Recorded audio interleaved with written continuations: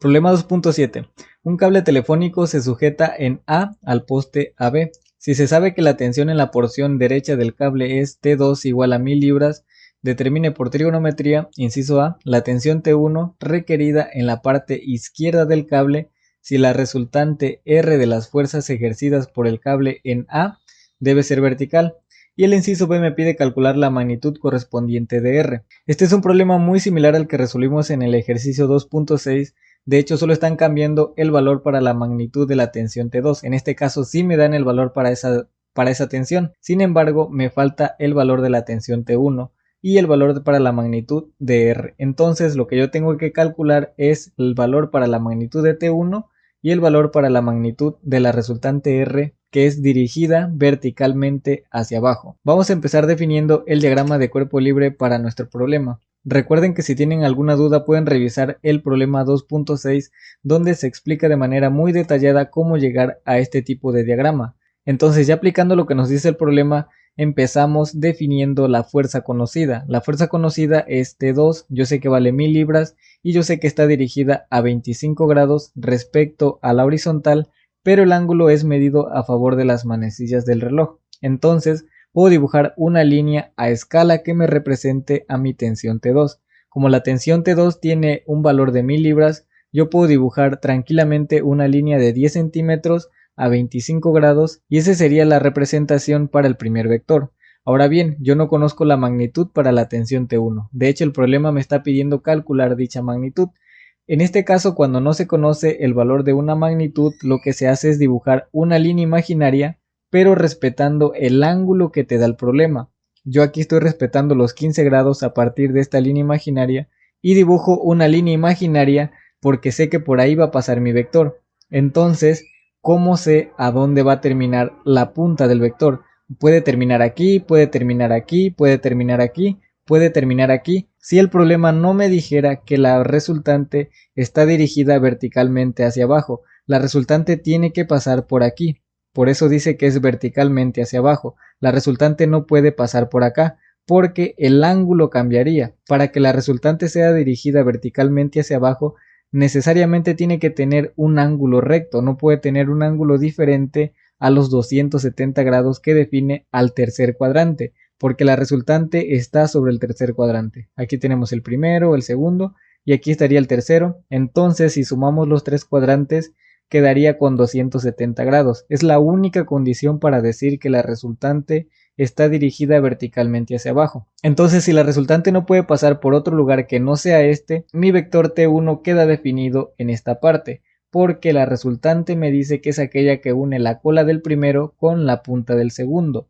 Si el segundo vector es mi tensión T1, entonces yo sé que por aquí tiene que pasar la punta. Si la punta del vector T1 estuviera, por ejemplo, en esta parte, estaría bien, pero la resultante ya no sería verticalmente hacia abajo porque tendría un ángulo de inclinación diferente a los 270 grados y no es lo que me está pidiendo el problema. Por lo tanto, la única manera de que se cumplan las dos condiciones es que mi resultante esté en esta posición y que mi tensión T1 termine en esta parte. Ahora bien, vamos a checar el tema de los ángulos. Como primera parte tengo los 25 grados aquí, que esos son los que me da el problema.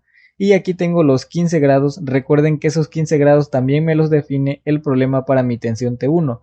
Como mi tensión T1 tiene un ángulo de 15 grados, yo sé que por aquí tiene que pasar el vector. Entonces, la parte que tengo aquí comprendida entre la línea imaginaria y mi tensión T2 mide 25 grados. ¿Cómo sé que mide 25 grados esta porción de aquí? Porque este ángulo es alterno interno a los 25 grados que tengo acá. Ahora bien, si tengo 15 grados aquí y tengo 25 grados arriba, yo los puedo simplificar y sumarlos en un solo ángulo. Le pongo un nombre, le voy a decir que se llame alfa y 25 grados más 15 grados me da un total de 40 grados. Ya tengo un ángulo interno del triángulo. Ahora bien, ¿cómo calculamos el segundo ángulo? Vamos con el ángulo beta. Aquí tenemos un ángulo recto, un ángulo de 90 grados.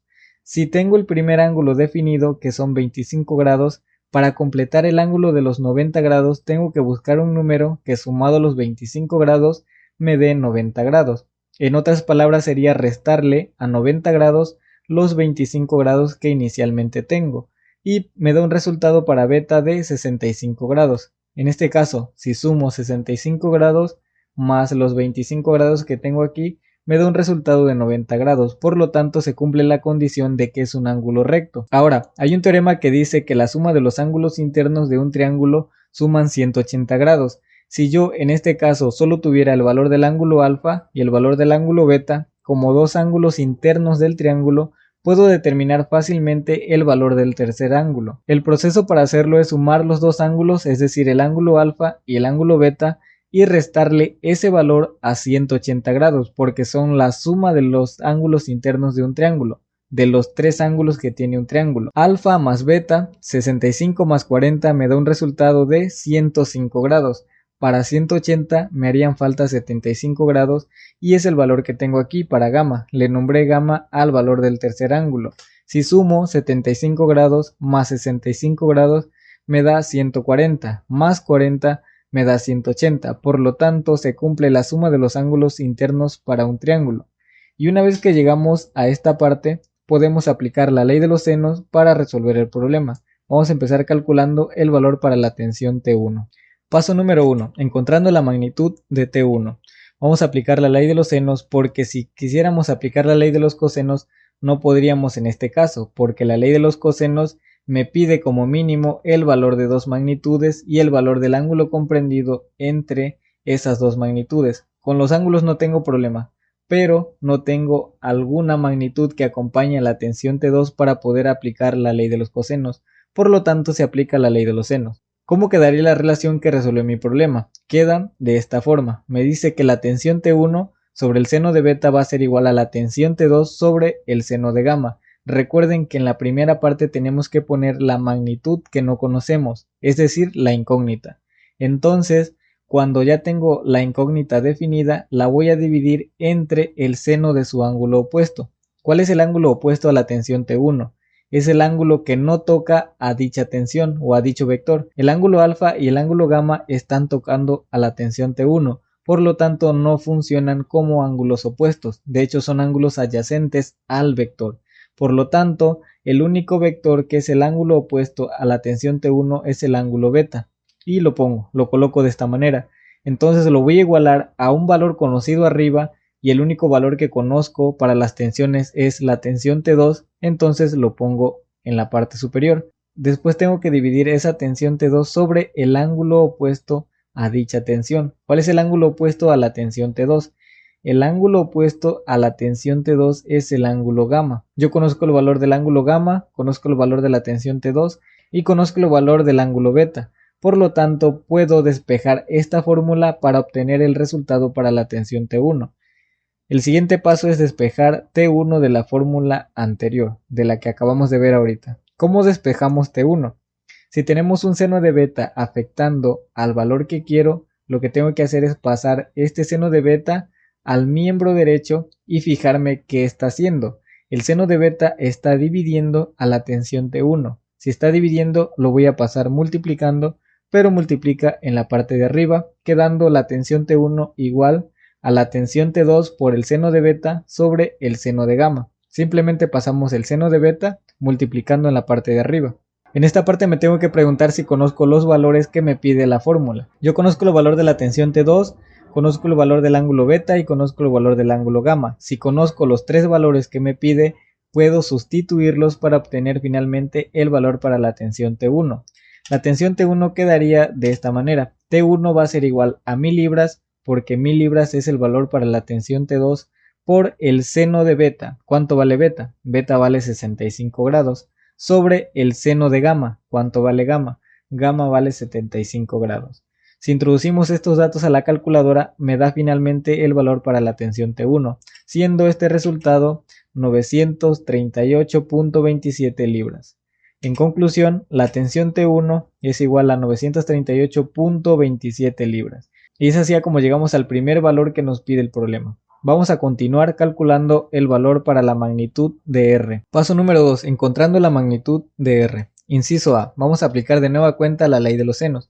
Como yo ya conozco el valor de la tensión T1, bien pudiera aplicar la ley de los cosenos, porque ya tengo el valor de la tensión T2 y el valor de la tensión T1, y tengo el ángulo comprendido entre ellos. Sin embargo, vamos a seguir aplicando la ley de los senos. La ley de los senos me dice que ponga en primera parte la magnitud que no conozco, la incógnita. ¿Cuál es la incógnita en este caso? La magnitud que no conozco o la incógnita que no conozco es la magnitud de R. Por lo tanto, iría en la parte de arriba. Después tengo que dividir esa magnitud o esa incógnita entre el seno del ángulo opuesto. ¿Cuál es el ángulo opuesto a la incógnita? Es el ángulo alfa. El ángulo alfa mide 40 grados, yo conozco su valor, por lo tanto lo puedo dividir tranquilamente. En la siguiente parte tengo que colocar un valor conocido. En este caso puedo colocar la tensión T1 o puedo colocar la tensión T2, pero como la tensión T1 nos dio un valor decimal, vamos a seguir ocupando la tensión T2, que es 1000 libras y es un valor entero. Entonces, una vez que ponemos la cantidad conocida arriba, la vamos a dividir entre el seno del ángulo opuesto. ¿Cuál es el ángulo opuesto a la tensión T2? Es el ángulo gamma. El ángulo gamma vale 75 grados, que también conozco su valor. Por lo tanto, la relación me quedaría de esta forma. R sobre el seno de alfa va a ser igual a T2 sobre el seno de gamma. Recuerden, la incógnita arriba entre el seno del ángulo opuesto va a ser igual a un dato conocido, a una magnitud conocida sobre el seno del ángulo opuesto. Pero vamos a tener que despejar a R de esta fórmula y lo vamos a hacer en el siguiente paso. Inciso B, despejando R de la fórmula anterior. Para despejar R simplemente tenemos que pasar igual este seno de alfa multiplicando en la parte derecha de la ecuación, quedando que R va a ser igual a la tensión T2 por el seno de alfa sobre el seno de gamma. Y yo, como conozco el valor para la tensión T2 y conozco el valor para el ángulo alfa y también conozco el valor del ángulo gamma, puedo sustituir para que finalmente me dé el valor para la magnitud de R. Si sustituimos los datos nos queda la expresión de esta forma. R va a ser igual a 1000 libras por el seno de 40 sobre el seno de 75 grados. 1000 libras porque es la tensión T2, 40 grados porque es el valor del ángulo alfa y 75 grados porque es el valor del ángulo gamma. Si introducimos esta expresión en la calculadora me da un resultado para R de 665.46 libras. Por lo tanto, R va a ser igual a 665.46 libras. Y es así como determinamos las dos magnitudes que me pide el problema. En una conclusión final tenemos las magnitudes y me dice que T1 va a ser igual a 938.27 libras y la magnitud de R va a ser igual a 665.46 libras. Esto es todo por este video. Cualquier duda o sugerencia la pueden escribir para que la resuelva. Gracias.